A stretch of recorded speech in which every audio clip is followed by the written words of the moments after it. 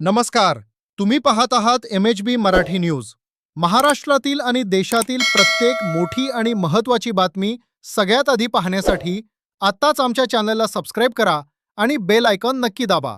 मित्रांनो, महाराष्ट्रातील शेतकरी बांधवांसाठी अखेर अत्यंत आनंदाची आणि सर्वात मोठी बातमी समोर आली आहे. राज्य सरकारने शेतकऱ्यांसाठी बहुप्रतीक्षित कर्जमाफी योजना जाहीर केली आहे. या योजनेअंतर्गत 2 लाख रुपयांपर्यंतची कर्जमाफी, 2 लाखांवरील कर्जासाठी OTS म्हणजेच एक रकमी परतफेड योजना आणि सर्वात महत्त्वाचं म्हणजे नियमित कर्ज फेडणाऱ्या प्रामाणिक शेतकऱ्यांसाठी 50,000 रुपयांचे प्रोत्साहनपर अनुदान जाहीर करण्यात आलं आहे. पण या 50,000 रुपयांच्या अनुदानाचा लाभ नेमका कोणाला मिळणार? नियम आणि अटी काय आहेत? याची संपूर्ण आणि सविस्तर माहिती आज आपण या व्हिडिओमध्ये पाहणार आहोत. व्हिडिओ शेवटपर्यंत नक्की पहा. मित्रांनो, शेती क्षेत्रात आर्थिक शिस्त राहावी आणि शेतकऱ्यांनी वेळेवर कर्ज फेडावं यासाठी नियमित पीक कर्जाची परतफेड करणाऱ्या शेतकऱ्यांना हे प्रोत्साहनपर अनुदान दिलं जाणार आहे. नियम क्रमांक 1. वर्ष आणि कालावधी काय आहे?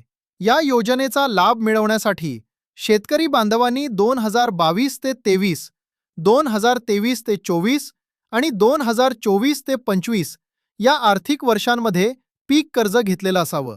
या 3 वर्षांपैकी कोणत्याही 2 वर्षात ज्यांनी आपल्या कर्जाची वेळेवर आणि नियमित परतफेड केली आहे ते शेतकरी या 50,000च्या अनुदानासाठी पात्र ठरतील. म्हणजेच 1 एप्रिल 2022 पासून ते 30 जून 2025 पर्यंत कोणत्याही 2 वर्षात नियमित परतफेड असणं आवश्यक आहे. तसेच जर तुम्ही 2024 ते 25 किंवा 2025 ते 26 मध्ये अल्पमुदतीचे पीक कर्ज घेतले असेल तर त्याचीही नियमित परतफेड करणं बंधनकारक आहे.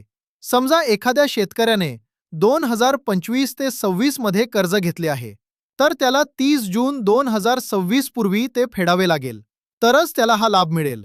जर 2024 ते 25 चे कर्ज थकीत असेल तर ते थेट कर्जमाफी योजनेत जाईल, कारण दोन्हीपैकी एकाच योजनेचा लाभ घेता येणार आहे. नियम क्रमांक 2. 50,000पेक्षा कमी कर्ज असेल तर काय? अनेक शेतकऱ्यांचा प्रश्न असतो की आमचं कर्ज 50,000पेक्षा कमी आहे, मग आम्हाला किती पैसे मिळणार? तर मित्रांनो, जर तुमचे कर्ज 50,000पेक्षा कमी असेल तर 2023 ते 24 आणि 2024 ते 25 या वर्षातील तुमची मुद्दल आणि व्याज मिळून जी काही रक्कम असेल, उदाहरणार्थ 30,000 मुद्दल प्लस 5,000 व्याज बराबर 35,000, ती संपूर्ण रक्कम तुम्हाला अनुदान म्हणून दिली जाईल. मात्र यात किमान मर्यादा 5,000 रुपये आहे. म्हणजेच 5,000पेक्षा जास्त आणि 50,000पेक्षा कमी रक्कम दिली जाईल. तुमचे कर्ज 1 लाख असो वा 3 लाख, तुम्हाला जास्तीत जास्त 50,000 रुपयेच प्रोत्साहनपर अनुदान मिळेल. नियम क्रमांक 3. कोणत्या बँकांच्या कर्जाला ही योजना लागू आहे? हा लाभ वैयक्तिक शेतकऱ्याला दिला जाईल.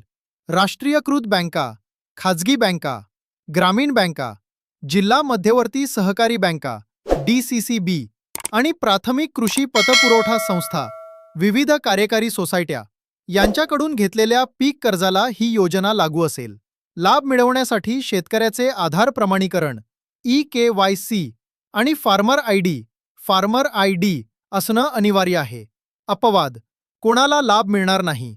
आता सर्वात महत्त्वाचा मुद्दा, या योजनेतून कोणाला वगळण्यात आले आहे, म्हणजेच कोणाला लाभ मिळणार नाही. 1. महाराष्ट्रातील विद्यमान किंवा भूतपूर्व मंत्री, राज्यमंत्री, खासदार, आमदार आणि स्थानिक स्वराज्य संस्थांचे, जिल्हा परिषद, पंचायत समिती, महानगरपालिका, नगरपालिका सदस्य किंवा नगरसेवक. 2. केंद्र आणि राज्य सरकारचे सर्व अधिकारी व कर्मचारी ज्यांचे मासिक वेतन 25,000 रुपयांपेक्षा जास्त आहे. ST महामंडळ, महावितरण, MIDC मधील 25,000पेक्षा जास्त पगार असणारे कर्मचारी. 3. 25,000 रुपयांपेक्षा जास्त पेन्शन घेणारे निवृत्ती वेतनधारक. 4. आयकर, इन्कम टॅक्स भरणारे नागरिक. 5.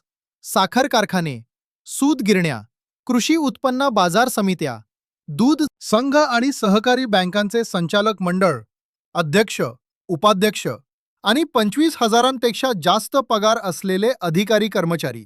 या सर्व व्यक्ती वगळता राज्यातील सर्वसामान्य आणि नियमित कर्ज भरणारे शेतकरी या 50,000 रुपयांच्या अनुदानासाठी पूर्णपणे पात्र आहेत.